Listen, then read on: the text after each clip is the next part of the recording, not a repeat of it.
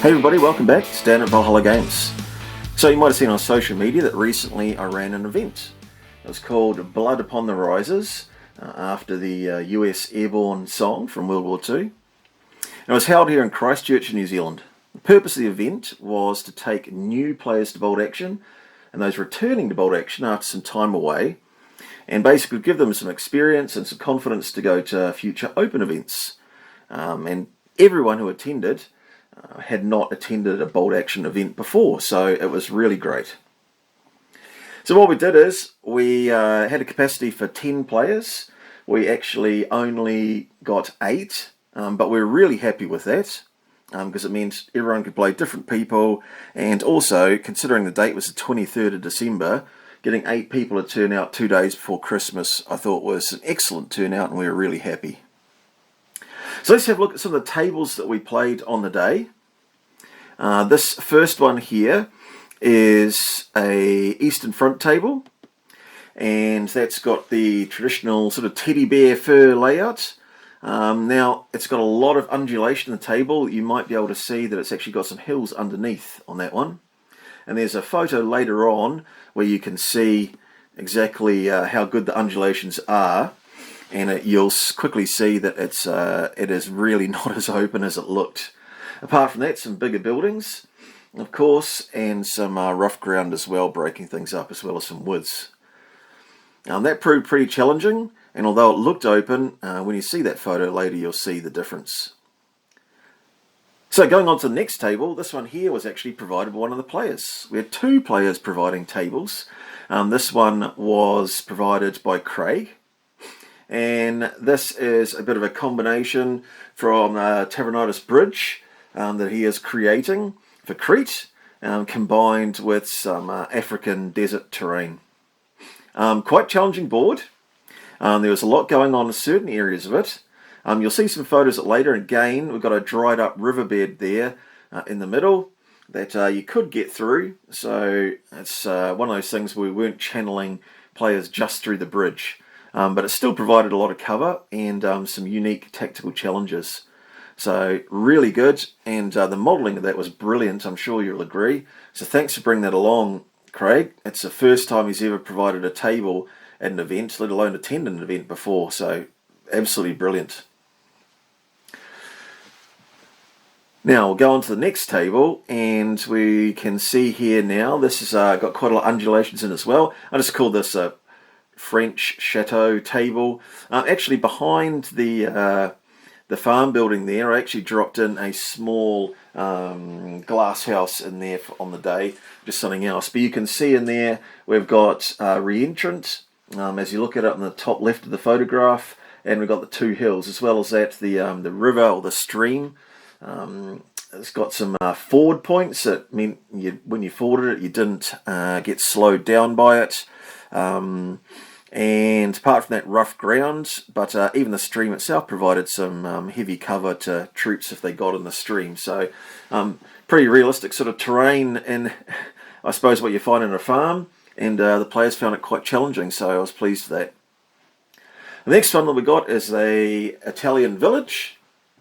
I was a little bit concerned that it had a lot of hard cover on this. So again, I provided this one. So what I did is I didn't have a kill points mission on this one.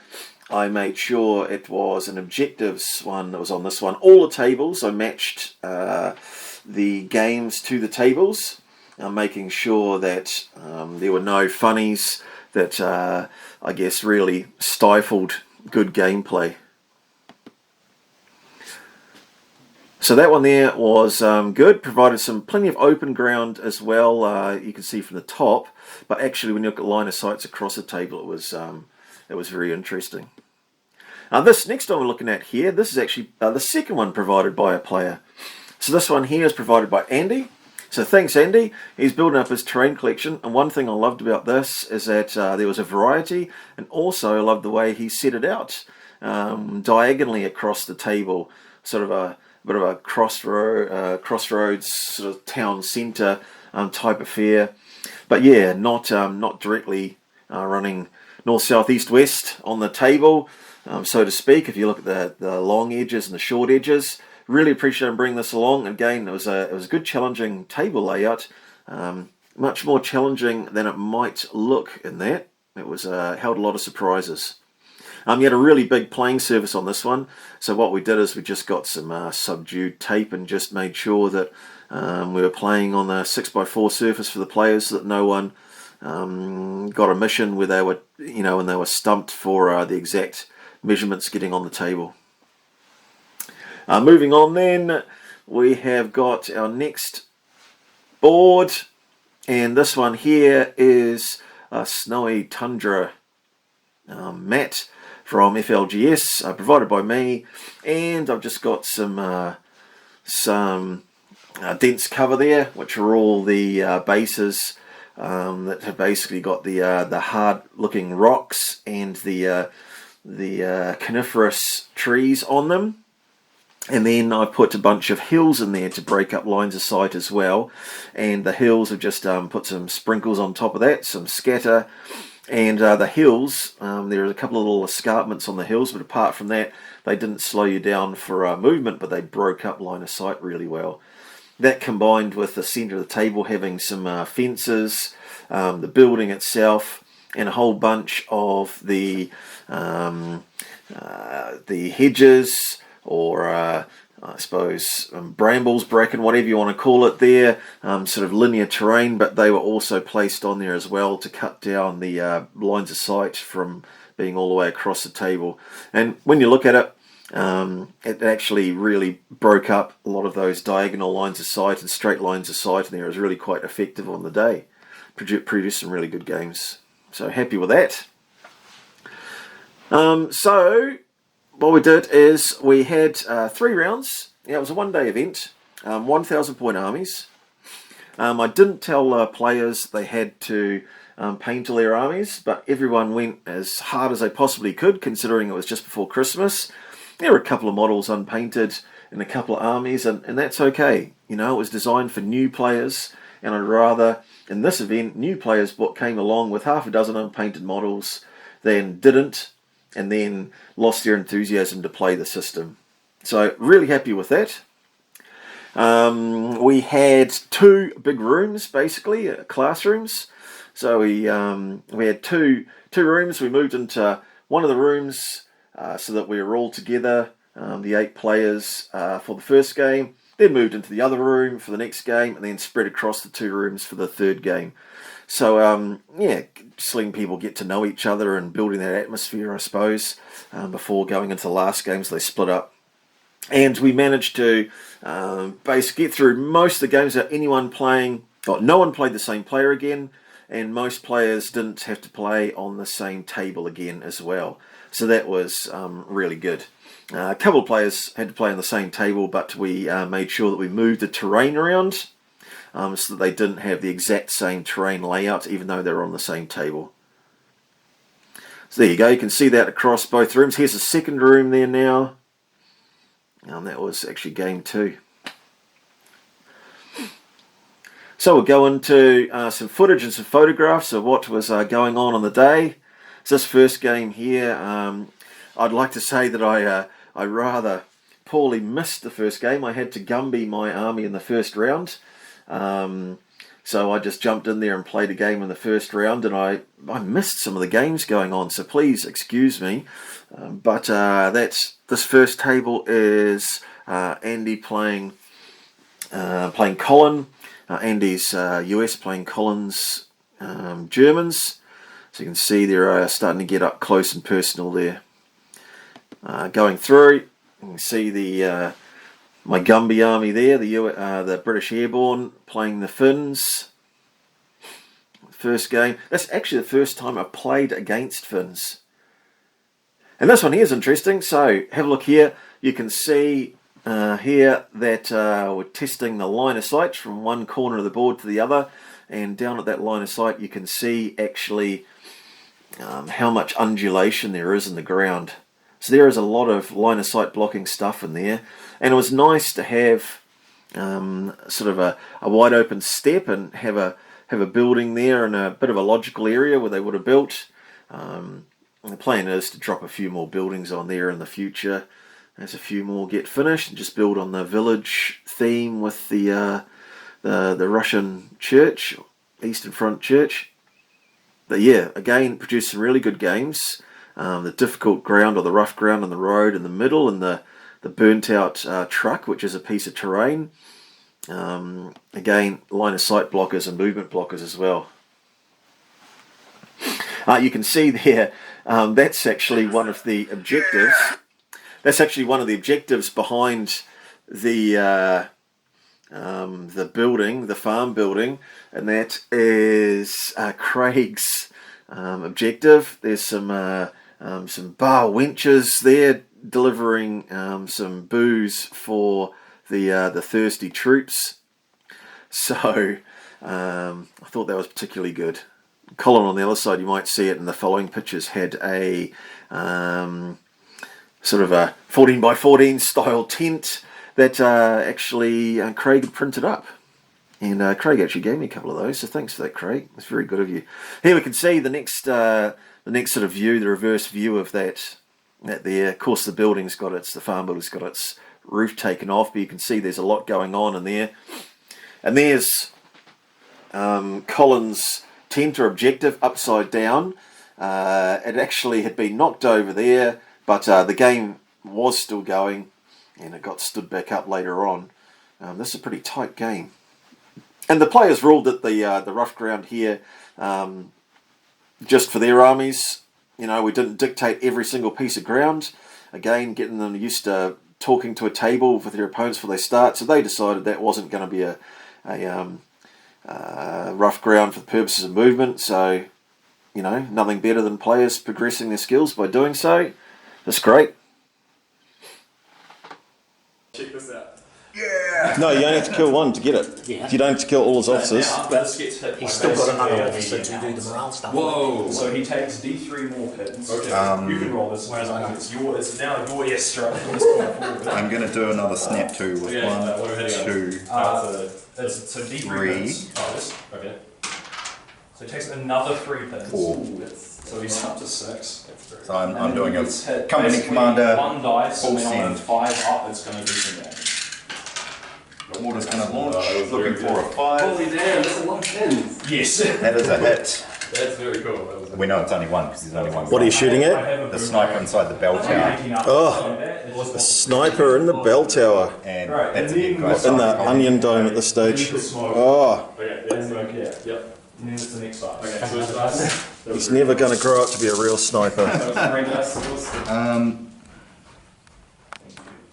do it as if you're me.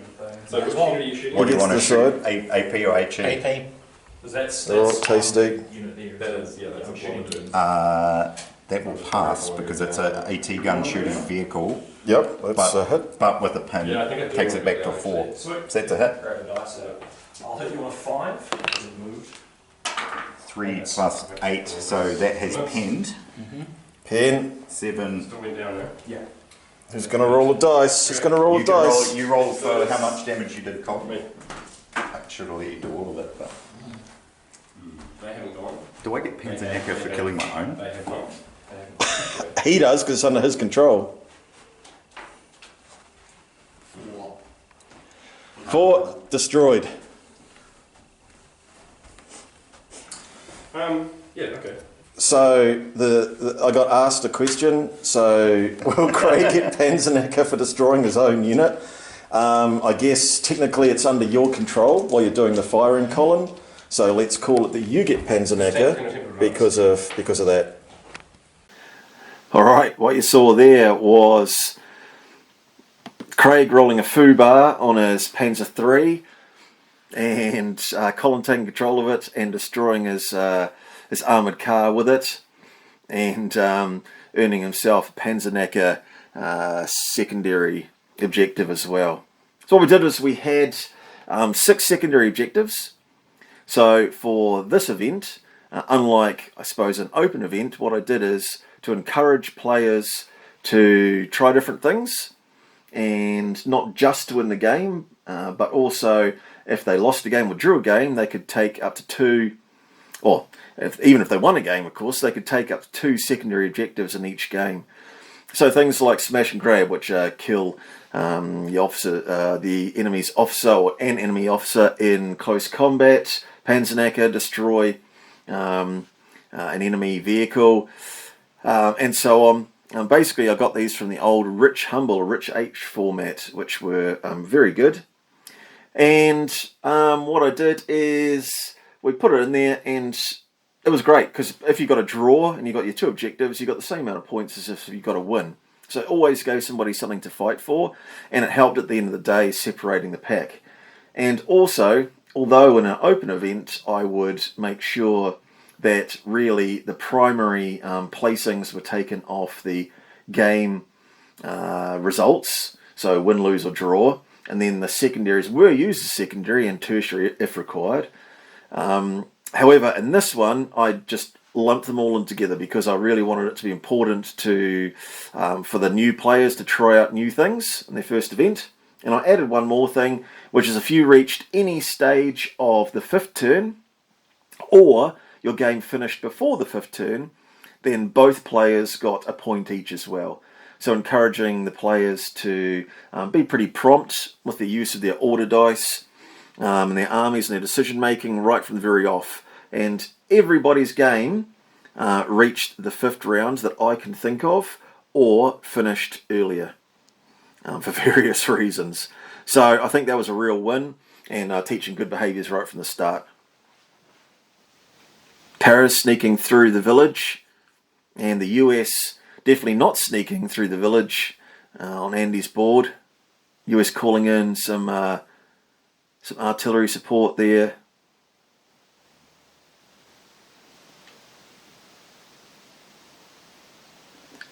So here we can see the Finns, the Sturmy. You can see on the left-hand side there. So Finns versus Australians in a French countryside. So yeah, interesting matchup, and you'll see very shortly that we've got some video footage from that as well. But that was a good matchup. It was really well played. Here you go. Outflank guys arrived directly behind my command tent to try and burn it down. Yeah, of Except course. my 3-man command squad on ambush with submachine guns did immediately kill 3 of them, and just when they thought it was safe to get back in the water, the forward observer wandered over from the forest and racked one in the head as well. All right, tasty. Yeah. And just zooming across over to here, looking at the Sturmy still there after destroying the Matilda. The kill ring for the Sturmy. So what's happening over here? We've got some Aussie commandos that are rolling up the wadi, going to have a go at the objective Salna over here, with not a lot to stop them. So it's pretty much now or never for the final dice of this round, which is the other Kaukoparty squad. The other Kaukoparty squad also Has to make a leadership test first. has to make a leadership test first. You are absolutely correct, sir. Oh, let's see it. Let's see it. These guys, Roll here, roll here, roll these here. are roll here. veterans, so they have a 10 and they have a national bonus to their outflank, so they don't have to take a -1. So this is a leadership test on 10, which is a pass. Thankfully, because that could have been the game. And wow, I'm really wondered as to where it's going to come on. This is a mystery, isn't it? I'll let you deploy that somewhere over there, exactly in that place. I think that says far edge. All right, right. It's looking tight here. I'll come back and see how it's getting on. How are we getting over in this game? My big squad is not as big anymore. Oh, tasty. All right, okay. 1 hit An advance move will get and no dead guys. So just a pin for you there, Colin. And then 1, 2. We're managing to hold them off over here, and they're thrust up the guts. Yeah, I managed to hold off the assault over here, but now at the end of the turn. I don't have much threat to assault back. Okay, this is going down to the wire. And a rare occasion of a Super 6 in version 3. All right, okay. No, failed. We also just So have 1 to pin on be them, no dead guys. within 3 inches. There you can see the Sturmy in this picture finally getting a K kill on the Matilda. That was the first kill ring for the Sturmey. I think it had been blessed or cursed with some terrible luck in a few games before that. So well done. And we see the US against one of the DAC armies here. And hitting the Sons of Rommel where it hurts. And here we moved into some footage from the last games. So this one here is on the African table. And we've got the DAC versus the Finns. as happens in sort of open games. But yeah, it produced a really, really good game. And there's some lovely photographs in here of their armies playing, and also of the terrain. There you go, that's a nice picture of the plane over the bridge. They all need to go that way, so run them straight up here. It's going to be run somewhere in that direction. Measuring tape. And the two of them will fire at the first. 12 inches from the table edges. The two of us are playing chess. Alright, NCO leading the way. With Officer Hell 1 inch from his friends. He's okay. Needing a 4. Okay, Hits. then I'll have He a does 1 pin, officer squad. and then superficial damage on 6. Who's winning here, by the way? What's the kill 1 and score? 1. Just a 1 and 1. A sniper down. A sniper team each down. It's exactly Oh. the same off the table. Alright, it's neck and neck. Still photos of the DAC coming out of the Wadi.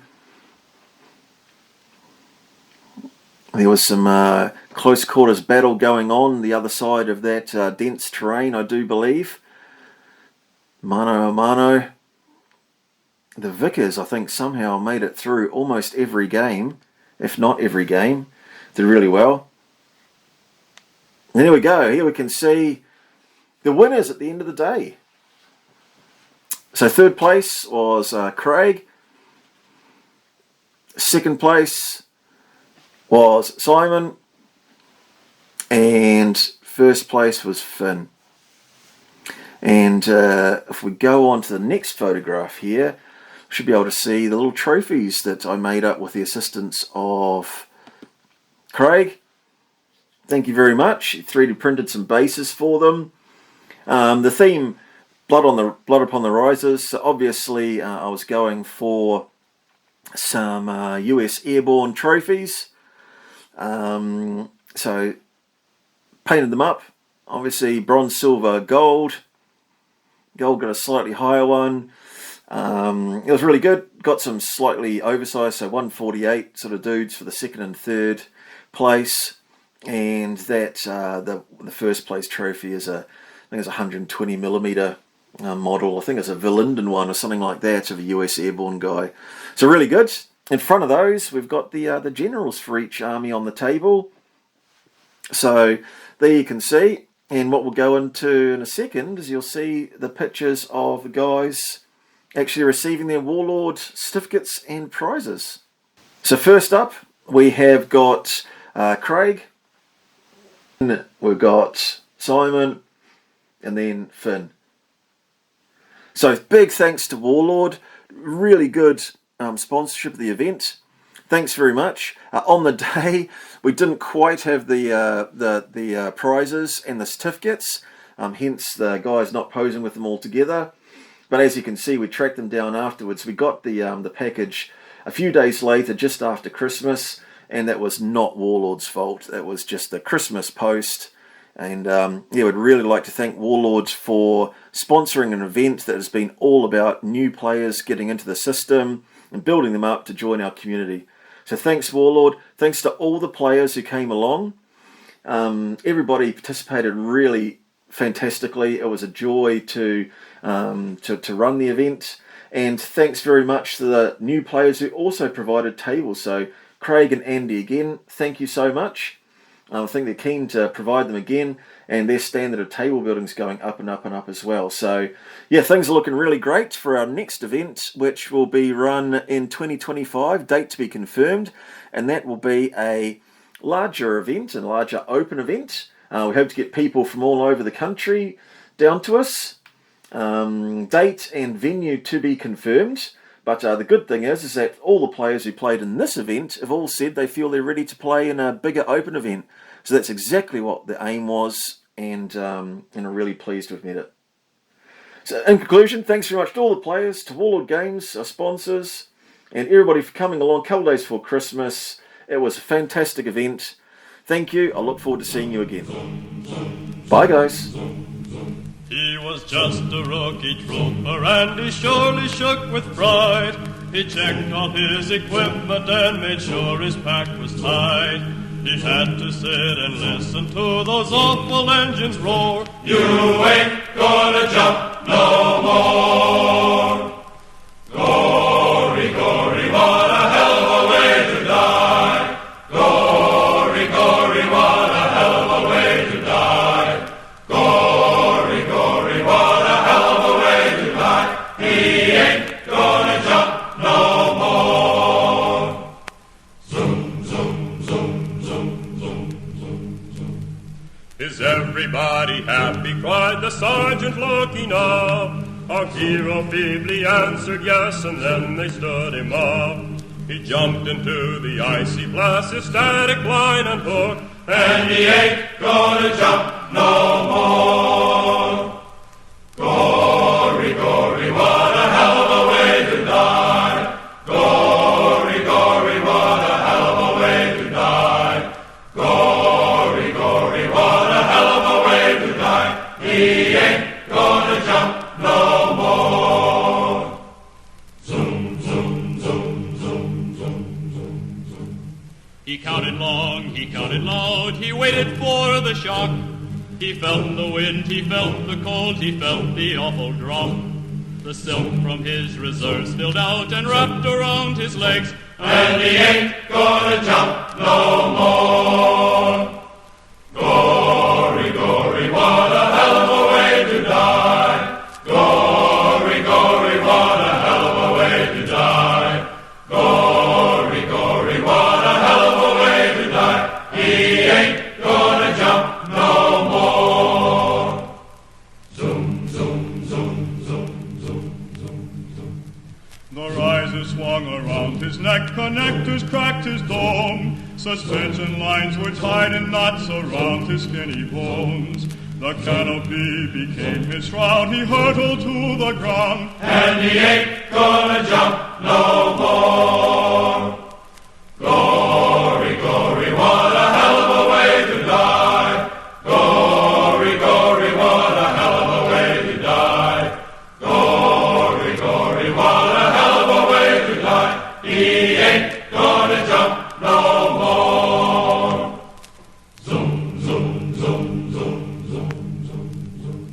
For days he lived and loved and laughed, kept running through his mind. He thought about the girl back home, the one he left behind. He thought about the medicos and wondered what they'd find. And he ain't gonna jump no more. Gory, gory, what a hell of a way to die. Gory, gory, what a hell of a way to die. Gory, gory, what a hell of a way to die. He ain't gonna jump no more. Zoom, zoom, zoom, zoom, zoom, zoom, zoom. The ambulance was on the spot, the jeeps were running wild. The medics jumped and screamed with glee, rolled up their sleeves and smiled. For it had been a week or more since last the chute had failed, and he ain't gonna jump no more.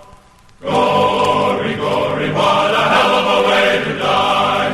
Gory, gory, what a hell of a way to die. Gory, gory, what a hell of a way to die. He ain't gonna jump no more. Zoom, zoom, zoom, zoom, zoom, zoom, zoom. He hit the ground, the sound was flat, his blood went spurting high. His comrades, they were heard to say, a hell of a way to die.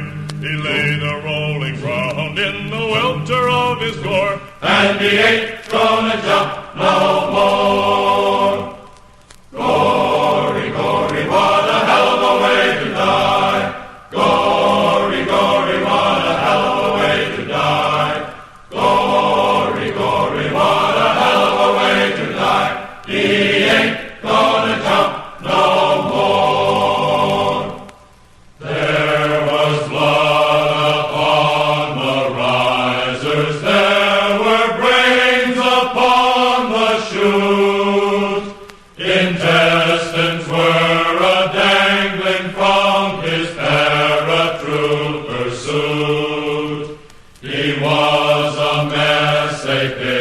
Nearby.